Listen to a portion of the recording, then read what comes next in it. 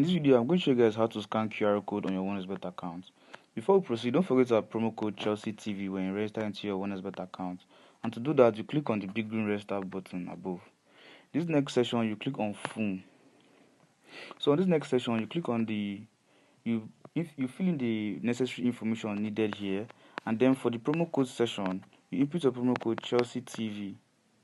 After inputting your promo code Chelsea TV, you get a 300% bonus on your first deposit, which means when you deposit $10,000, you get $40,000. Okay guys, back to our video. So to scan QR code on your OneXBet account, you click on the menu button below. After clicking on your menu button below, you click on Settings above. After doing that, you scroll down.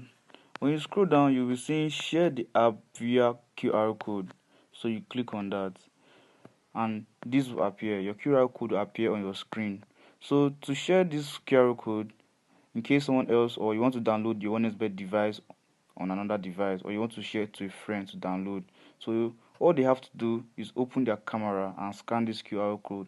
Or if they have a QR code device scanner on their phone, they can click on it, and then you'll be able to scan a QR code on your OneXBet account.